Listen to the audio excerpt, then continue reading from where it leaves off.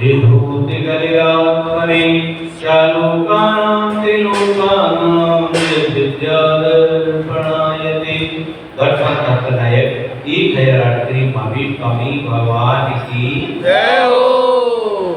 अजय कवच चार मंडल की जय हो। हिरवाणी माता की जय हो। हे धर्म की जय हो। पंच परमेश्वरी भगवान की जय हो। शांतिनाथ भगवान एरा माता के गर्भ में आ चुके हैं।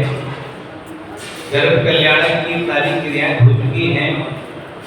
अष्टकुमारियां 3 कुमारियां माता की सेवा में लगी हुई हैं और इन सेवाओं में कब 8 महीने निकल गए पता ही नहीं लगा और 9वां महीना आ गया। अब सारी देवियां क्रियाएं करना शुरू करती हैं। माता को उस स्थान पर पहुंचाने की कोशिश करती हैं जो तीर्थंकर की मां कहलाती है। क्या कर रही है देवियां कि 9वां महीना समीप आने पर वे देवियां विशेष काव्यों की चर्चा से गर्भ के भार को धारण करने वाली उस मां देवी को प्रसन्न करती है। निगूढ़ अर्थ यानी ऐसा कि उसमें अर्थ छुपा हुआ है।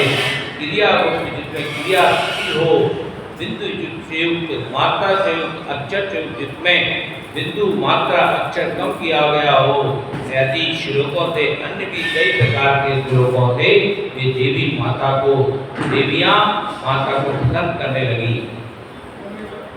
देवियों ने पूछा, अब क्या कर रही है देवियां? माता के पास आके बैठ गई हैं।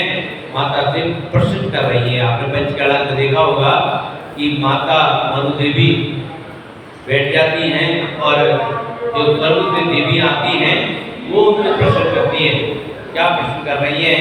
क्योंकि तीर्थंकर भगवान उनके गर्भ में हैं और इस समय तो वो महाज्ञानी हैं, तो उनसे प्रश्न कर रही हैं कि हे माता, पहला प्रश्न क्या किया उन्होंने कि इस संसार में सब पुरुष कौन हैं? माता ने उत्तर दिया, जो धर्म, अर्थ, काम, मोक्ष इन 4 पदार्थ को सिद्ध कर मोक्ष में जा विराजमान हुआ है वही सत्पुरुष है, वही सज्जन है। अब देखो सज्जन की परिभाषा जैन धर्म में कितनी बड़ी हो गई। इनके सिवा अन्य कोई सज्जन नहीं है। फिर देवियों ने दूसरा प्रश्न किया कि संसार में कायर कौन है, कायर पुरुष कौन है? तब उन्होंने जवाब दिया कि जो मनुष्य का जन्म पाकर भी अर्थ, धर्म, अर्थ, काम, मोक्ष इन पुरुषार्थों को सिद्ध नहीं करता वो कायर है, अन्य कोई नहीं। अगला तीसरा प्रश्न किया कि कौन सा मनुष्य के समान है? माता ने कहा, जो इंद्रियों के साथ साथ काम के रूपी दुर्धर हाथी को मार भगाते हैं वे ही मनुष्य सिंह हैं, अन्य नहीं। देवियों ने चौथा प्रश्न किया कि संसार में नीच पुरुष कौन है? माता ने उत्तर दिया कि जो मनुष्य सम्यक दर्शन और सम्यक चारित्र धर्म तत्व को पाकर भी उन्हें छोड़ देते हैं वे विद्वानों के द्वारा निंद नीच कहलाते हैं। यानी एक बार सम्यक दर्शन और सम्यक चारित्र धर्म तत्व को पा भी लिया और फिर भ्रष्ट हो गए तो उनको विद्वानों ने निंदनीय नीच कहा गया। फिर उन्होंने कहा कि फिर विद्वान कौन है? तो माता ने कहा, जो शास्त्रों को जानकर पाप, मोह और बुरे काम नहीं करते और विषयों में आसक्त नहीं होते वे ही वृत्ति विद्वान है, अन्य कोई नहीं। तो देवियों ने पूछा कि मूर्ख कौन है? तो माता ने कहा कि शास्त्रों को जानते हैं, मनन करते हैं, स्वाध्याय करते हैं, पढ़ते हैं, धर्म करते हैं और फिर भी पाप, मोह, इंद्रियों की आसक्ति, कुमार और क्या करते हैं? कसाय करते हैं, उनको छोड़ते नहीं हैं, वे ही संसार में सबसे बड़े मूर्ख हैं। अब बताओ, मूर्ख की परिभाषा हमने तो पढ़ी थी, इडियट को इंग्लिश में, मूर्ख को इंग्लिश में कहते हैं इडियट यानी जन्मजात मूर्ख। लेकिन मूर्ख को यहाँ पर खुल के बता दिया गया कि जो व्यक्ति धर्म ध्यान कर रहा है, स्वाध्याय कर रहा है, डेली अभिषेक आदि पूजन आदि कर रहा है और फिर भी वो संसारिक कार्यों में आकर एक दूसरे से कसाय करता है, एक दूसरे से बैर भाव बांधता है और धोखाधड़ी करता है, विश्वासघात करता है, इंद्रियों में आसक्ति करता है, कुमार्ग पर चलता है, वो व्यक्ति सबसे बड़ा मूर्ख है। बहुत अच्छी परिभाषा यहाँ पर दी गई है माता ने। अब पूछ रहे हैं इस संसार में जन्म के अंधे कौन है? क्या कह रही है देवियां माता से? जन्म के अंधे।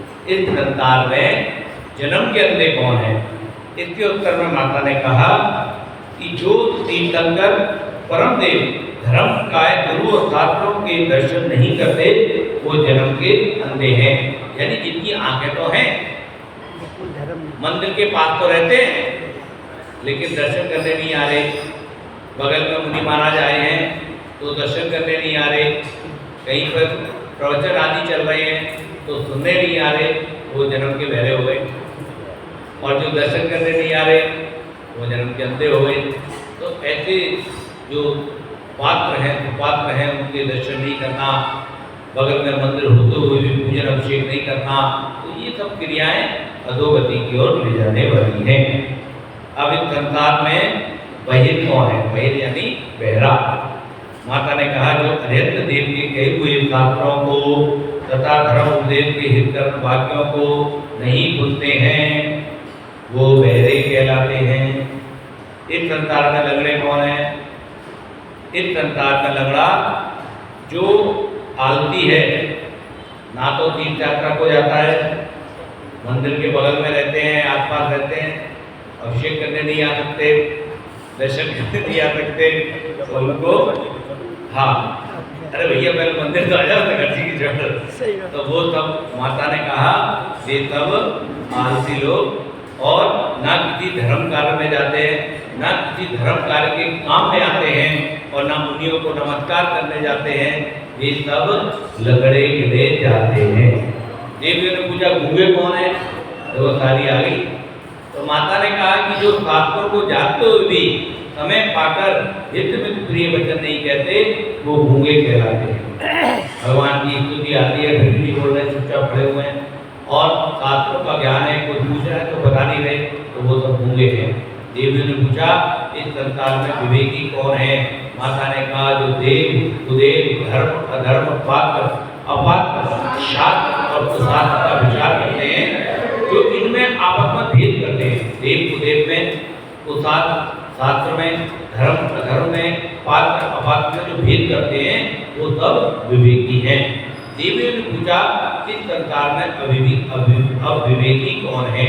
तो माता ने कहा कि जो गुरु कुगुरु बंध मोक्ष पुण्य पाप का विचार नहीं करते वो सब अविवेकी है। कैसे कि उन्होंने कहा कोई भी देवी देवता मिल गया, चाहे वो रागी है, हाथों में त्रिशूल है, अस्त्र शस्त्र लगे हुए हैं, बगल में स्त्री बैठी है, राग आदि में तल्लीन है, कामांत है, ऐसा देव मिल गया। उन्होंने कहा बहुत भीड़ लग रही है, जरूर कोई बात होगी। विवेक का प्रयोग ही नहीं किया और वो भी चले गए नारियल चढ़ाने, लड्डू चढ़ाने। किसके वशीभूत? दशहरा के वशीभूत और लोभ के वशीभूत। तो ऐसे व्यक्ति अविवेकी हैं। देवों ने पूछा कि जो इस संसार में धीर भी कौन है? तो माता ने कहा जो काम इंद्रिय मन परिचय कथाएं आदि से जीते नहीं जाते वे धीर भी कहलाते हैं। यानी इंद्रियों को अपने वश नहीं कर पाती तो वो धीर भी कहलाते हैं। देव ने पूछा अधीर कौन है? माता ने कहा जो काम से बुद्धि होता है ताड़ना दिए जाने पर भी चरित्र रूपी युद्ध से ही भाग जाते हैं, वो अधीर कहलाते हैं।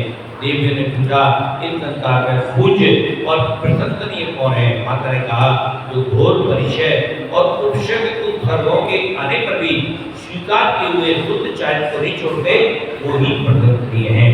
ऐसे मुनि महाराज चाहे कितना भी उपसर्ग आ जाए उनके ऊपर, लेकिन वो मार्ग से दिखते नहीं है। अपने सम्यक रूपी मार्ग को, अपने दीतरागी रूपी मार्ग को छोड़ते नहीं है, वे ही प्रशंसनीय है। तो देवियों ने पूछा कि संसार में निंदनीय कौन है? तब पूछ रही है देव जो स्वर्ग से देवी आई हैं वो कौन है? वो यही पृथ्वी लोक से ही तो गई है, तो अपना ज्ञान बढ़ा रही है माता के पास जाकर।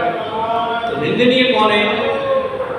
तो माता ने कहा जो कामदेव रूपी आकाश चारों ओर से पीड़ित होकर स्वीकार किए हुए तब चरित संयम आदि को छोड़ देते हैं वो निंदनीय है। ऐसे